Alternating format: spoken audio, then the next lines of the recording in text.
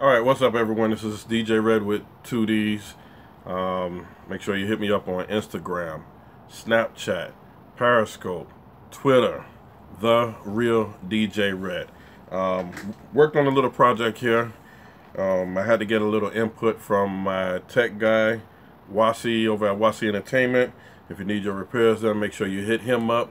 Hit him up on Facebook, WASI Entertainment.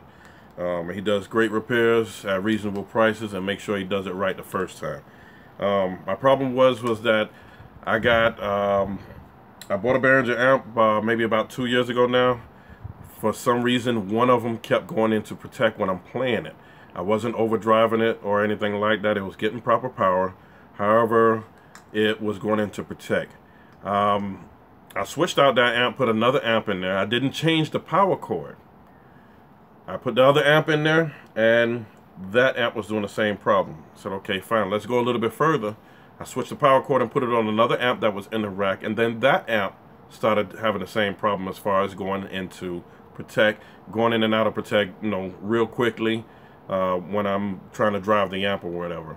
After speaking with Wasi, and I had already figured it out, but I wanted to get a second opinion, which was Wasi.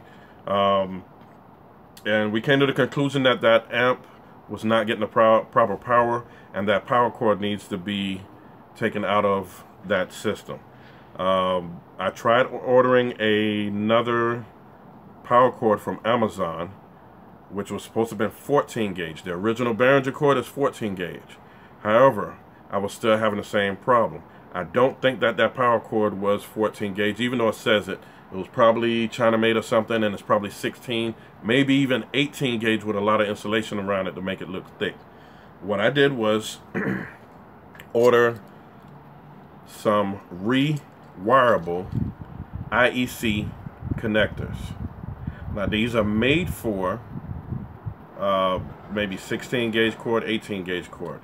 I got these from Amazon, and on the inside, as you can see, there's a hole here that you can unscrew it, and once you unscrews it, it comes open in two pieces, and then you have the connectors on the inside with screws on them.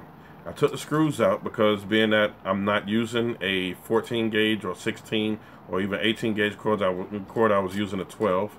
Took the screw out and soldered it on there. It was very easy for me to do. Once it was soldered on, I put everything back together, and this is one of the finished products right here with heat shrink and everything. We got the heat shrink from my brother DJ Shorty, and from the local hardware store, got the 20 amp, or really a 15 amp male plug on there.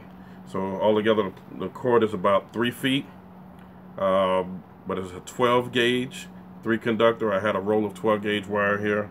That way I know for sure that it's a 12 gauge cord. With that being said, instead of just doing that one, I went on ahead and did all 3 of them. Also, with that 12 gauge cord, I got the Behringer NU6000. Make sure you put at least a 12 gauge cord on that 12,000. If you don't know what you're doing with the electrical part on this, I do not recommend doing it. If you're in South Florida area or whatever, you can hit up Wasi. You can find him on Facebook, Wasi Entertainment, W-A-S-I. He's in Plantation, right off of 441 and Peters Road. I would recommend, if you don't know the electrical part, don't do it.